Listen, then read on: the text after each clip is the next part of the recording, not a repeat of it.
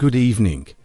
In a stunning escalation of the ongoing conflict in Ukraine, reports have emerged that Russian missiles have struck a NATO-aligned nation's train transporting critical military supplies, including ATACMS missiles and Storm Shadow cruise missiles, intended for Ukrainian forces.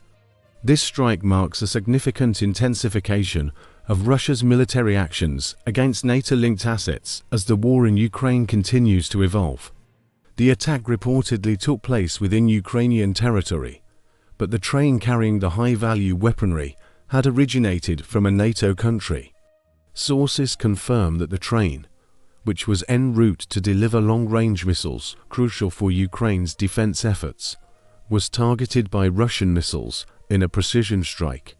The missiles, believed to be fired from Russian launchers, hit the convoy with devastating effect, resulting in significant damage. The weaponry on board included the ATACMS Army Tactical Missile System missiles, capable of striking targets deep within enemy lines, and Storm Shadow missiles, a long-range air-launched cruise missile that Ukraine has been using to target Russian infrastructure and military positions.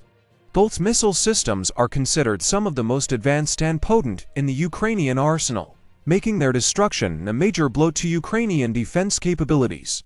The attack has sparked outrage across NATO nations, with member states condemning the act as an aggressive violation of international norms. Western officials are rallying behind Ukraine, with some calling for stronger military support and tougher sanctions on Russia in response. The strike's timing is particularly critical, coming at a moment when Ukrainian forces have been making progress in retaking occupied territories and pushing back Russian forces. The destruction of such vital military supplies could significantly hinder Ukraine's ability to conduct further operations and defend against Russian aggression. NATO leaders are now facing increasing pressure to act, as this missile strike appears to have been an attempt to disrupt military logistics and undermine Ukraine's military strength.